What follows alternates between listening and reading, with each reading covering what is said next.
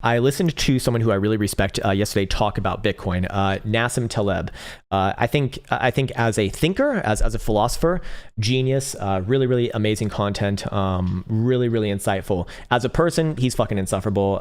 Jesus Christ, man, it's like how do you live with yourself? But as a thinker, deserves a lot of respect. Really great. Anyways, he was on CNN or CNBC, whatever the fuck it was, and he was giving his opinion as to why Bitcoin is like an open Ponzi scheme, and it was so fucking telling to me, his response. Because I've been trying to figure out why he doesn't like Bitcoin, because he came out about a month or two ago saying this is a failed project and Bitcoin's bad. Okay, Bitcoin's bad. Okay, and he said that it's a cryptocurrency, it shouldn't have volatility.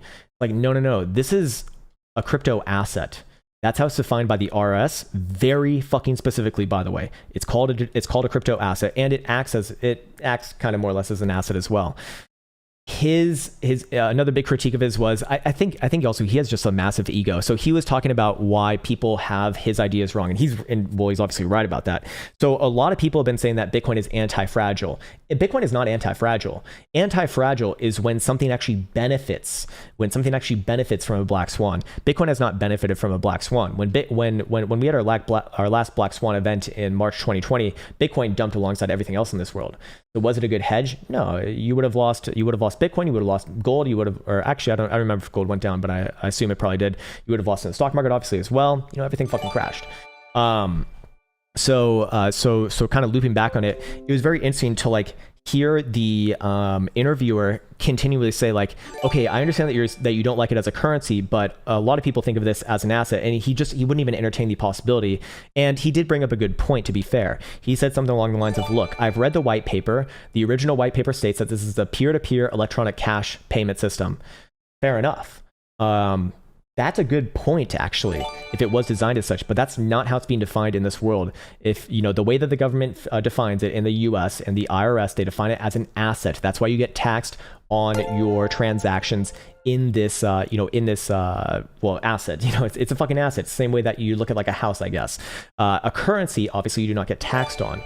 And that's what I've been saying for a long time. Bitcoin, whether you like it or not, is an asset. It's not a fucking payment system.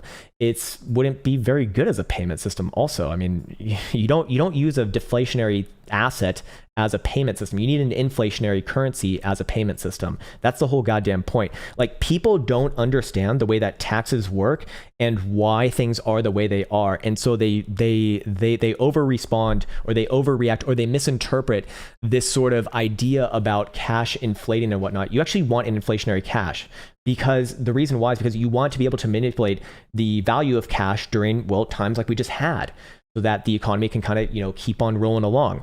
And then your assets, you want to kind of take over. The richest of the rich people understand this, and I didn't learn this until until like my late 20s, early 30s.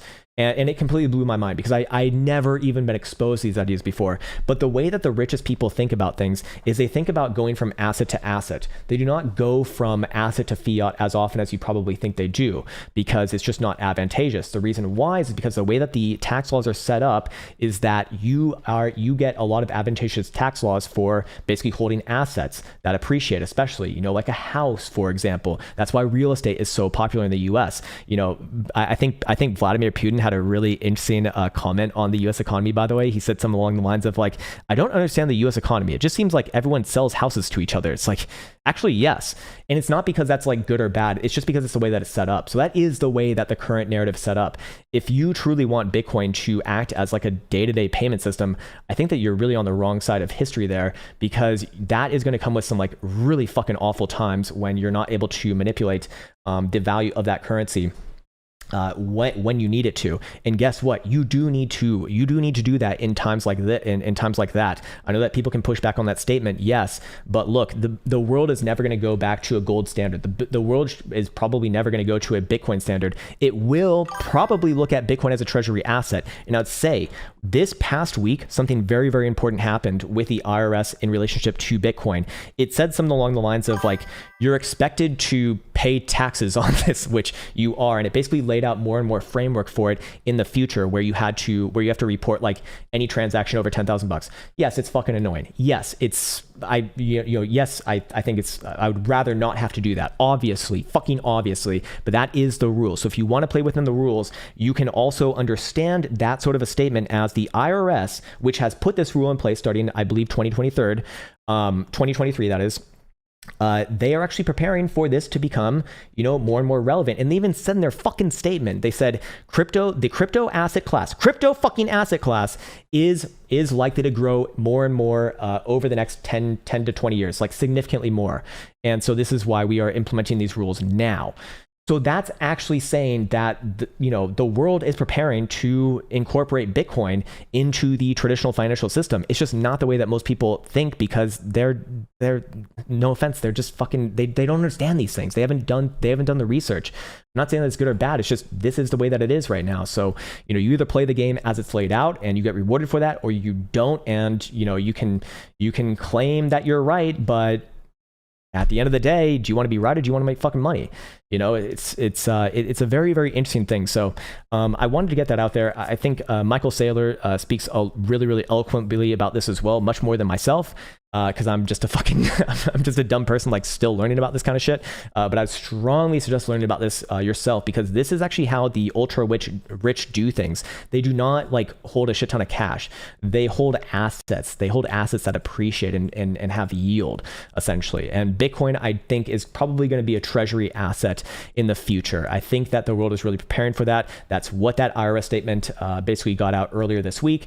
And I think that's actually a really good thing long term. It's like #this is bullish. Yes, I know that sounds ridiculous, obviously, but at the same time, they're not going through the rigmarole and the pain of creating these rules if they didn't actually believe that it was relevant for the future. So I'd really, really strongly suggest that you consider looking into that. If you disagree with what I said there, it's completely fine if you disagree with what I said. It's just, understand why things are the way that they are, and perhaps you'll start to see, perhaps the path forward. So yeah, keep that in mind, because these are really, really important things to understand. Because if you are holding obviously cash, then yes, when things inflate, you do lose your value by definition. But that's not the way that our economy is set up. You got to understand that. You have to understand that if you want to survive this economy and thrive from it. What I think is probably going to happen is you're probably going to see like the US dollar, or maybe the Chinese currency. I don't know what it's called. The yuan, is that right? Or maybe the euro. One of those three is going to be like the fiat currency of the world. And that'll be on the blockchain probably as well. And then you'll have your crypto assets. And that's probably the way the thing's going to work in this digital age as we kind of advance into that.